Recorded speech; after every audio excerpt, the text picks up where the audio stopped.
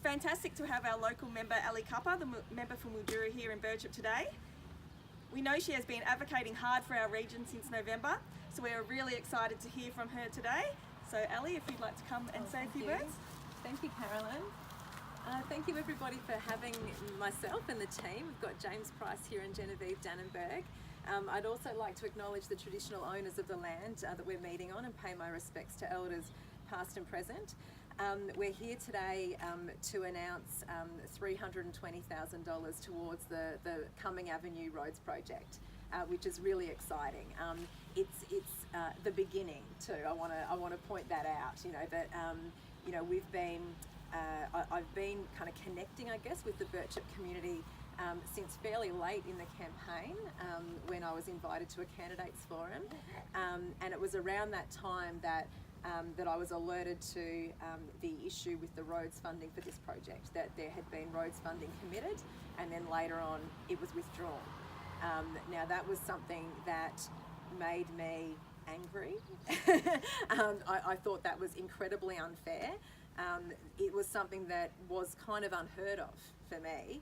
And so when I won and had that initial meeting with the Premier, it was on my list of things, high on that list. And I said, this needs to be addressed as soon as possible. The Premier heard that case. We subsequently raised it in question time. It got a favourable response from the Premier. Then after that, we had a visit by the Roads Minister.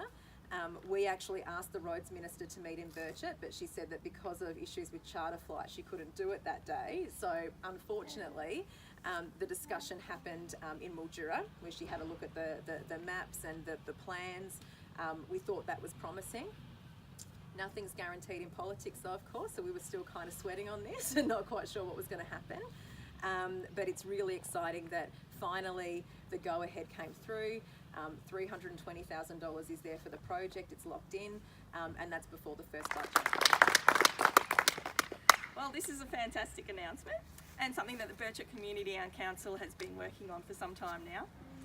Obviously this project has had a checkered history, but it's really wonderful that we can safely look forward to these upgrade works being completed. It will improve the safety of road users, improve pedestrian access, create a bike lane, greening and landscaping, and of course give the town an improved look and feel. I congratulate the community that have championed this push so far. So to Dan as current president, but also to past presidents in Deanne Ferrier, Josh Richmond and Robin Ferrier. It is great to see the hard work paying off. And this planning and advocacy effort clearly extends to the other forum members and the wider community as well. This has been the #1 priority project for Birchip for many years, and Council have been trying to secure funding over the past 3 years for this project. Receiving this funding today highlights the strength of the community planning process and having the community's priorities clearly agreed and articulated.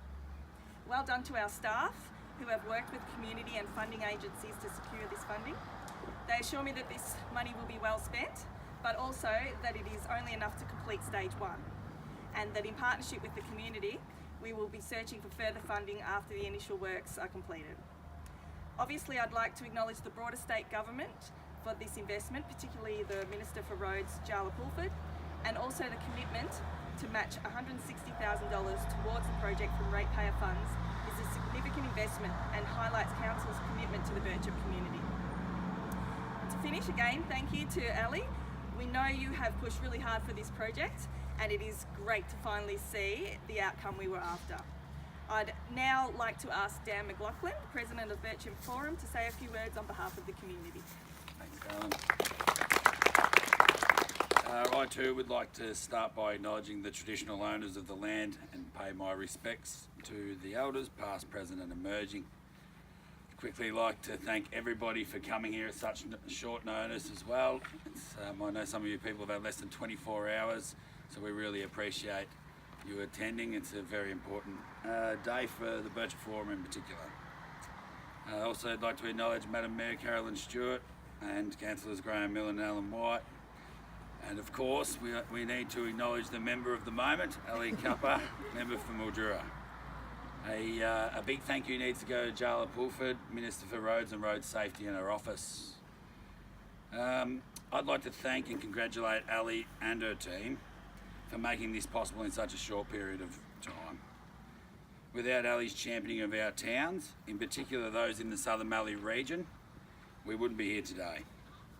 I'm sure you all agree it's really exciting to hear the names of our towns being mentioned in question time on a regular basis. As I'm sure you'd all be aware, the safety upgrade of Cumming Avenue has been a town priority for over 10 years.